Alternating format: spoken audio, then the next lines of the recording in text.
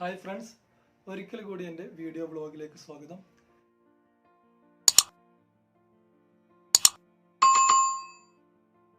ഞാൻ ഇന്നത്തെ ക്ലാസ്സിൽ നിങ്ങൾക്ക് നമ്മുടെ ലെസൺസ് സ്റ്റാർട്ട് ചെയ്യാനാണ് ആഗ്രഹിച്ചത്. പക്ഷെ അതിനു മുമ്പായിട്ട് ഒരു കാര്യം കൂടി ഞാൻ പറഞ്ഞ് അടുത്ത ക്ലാസ്സിൽ ഞാൻ എന്ത് ചെയ്യാം, പൂർണ്ണമായിട്ടും നമുക്ക് ഇംഗ്ലീഷ് പഠിച്ചു തുടങ്ങാം. ഇന്ന് ഇത് പ്രത്യേകം പറയാൻ കാരണം ഇത് വലിയൊരു വിഷയമാണ് എന്നതുകൊണ്ട് തന്നെയാണ്.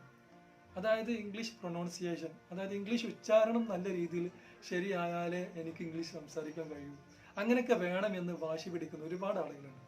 എനിക്ക് അവരോടെല്ലാം പറയാനുള്ളത്, ഇന്ത്യൻ ഇംഗ്ലീഷ് ഒരു സ്റ്റാൻഡേർഡ് ലാംഗ്വേജ് ആണ്. ഇന്ന് ലോകത്ത് വലിയൊരു സ്ഥാനമുള്ളൊരു ഭാഷ തന്നെയാണ്. നമുക്ക് ഉച്ചാരണം എല്ലാം റെഡിയായിട്ട് നമുക്ക് സംസാരിക്കാൻ പൂർണ്ണമായിട്ട് നമുക്ക് സാധിക്കൂല. കാരണം അമേരിക്കൻ ഇംഗ്ലീഷിന്റെ ഉച്ചാരണവും ബ്രിട്ടൻ ഇംഗ്ലീഷിന്റെ ഉച്ചാരണം, ഇങ്ങനെ വിവിധ കൺട്രികളിലെ ഉച്ചാരണം തന്നെ നോക്കിയാൽ നല്ല വ്യത്യാസം കാണും.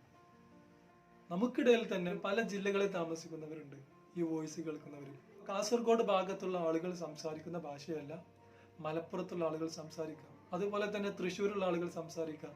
അതുപോലെ തന്നെ തിരുവനന്തപുരത്തുള്ള ആളുകൾ സംസാരിക്കാം. ആലപ്പുഴയുള്ള ആളുകൾ സംസാരിക്കാം. എല്ലാവർക്കിടയിലും സംസാരിക്കുന്നത് മലയാളം എന്ന ഭാഷയാണെങ്കിൽ പോലും ഉച്ചാരണത്തിൽ വലിയ വ്യത്യാസങ്ങളുണ്ട്. പറയുന്ന വാക്കുകൾ, ചില പദങ്ങൾ പൂർണ്ണമായിട്ടും ക്ലിയർ ആവാതെ അല്ലെങ്കിൽ വ്യക്തത വരാതെ പോകുന്നുണ്ട്. ഇതെല്ലാം നമ്മോട് പറയുന്നത് ഇംഗ്ലീഷ് എന്ന ഭാഷയാണെങ്കിലും മലയാളം എന്ന ഭാഷയാണെങ്കിലും ഈ പ്രശ്നം എല്ലാവർക്കും ഉള്ളതാണ്.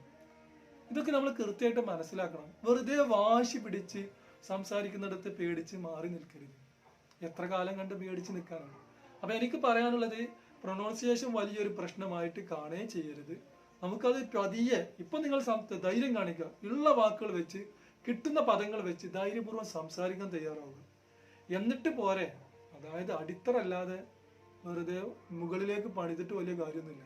നിങ്ങൾ ആദ്യം സംസാരിക്കാൻ ധൈര്യം കാണിക്കുക, സംസാരിക്കുക. എന്നിട്ട് പോരെ ഉച്ചാരണം നല്ല ക്ലിയർ ആയിട്ട് കൊണ്ടുവരുള്ളൂ. എന്നാലാണ് നമുക്ക് വളരെ സിമ്പിളായിട്ട് ഇംഗ്ലീഷ് സംസാരിക്കാൻ സാധിക്കുകയുള്ളൂ. നല്ല റിസൾട്ട് ഇതിൽ കൊണ്ടുവരാൻ സാധിക്കുകയുള്ളൂ. അപ്പോൾ എനിക്ക് നിങ്ങളോട് എല്ലാവരോടും പറയാനുള്ളത്, പ്രൊനൗൺസിയേഷൻ എന്ന വിഷയത്തെ നമ്മൾ വലിയ പ്രശ്നമായി കാണരുത്. ഞാൻ കൂടുതൽ സംസാരിക്കുന്നില്ല. വീണ്ടും കാണാം. അടുത്ത ക്ലാസ്സിൽ ഞാൻ നമ്മുടെ ലെസൺസ് പൂർണ്ണമായിട്ട് സ്റ്റാർട്ട് ചെയ്യുകയാണ്. എല്ലാവർക്കും ഒരിക്കൽ കൂടി താങ്ക്സ്.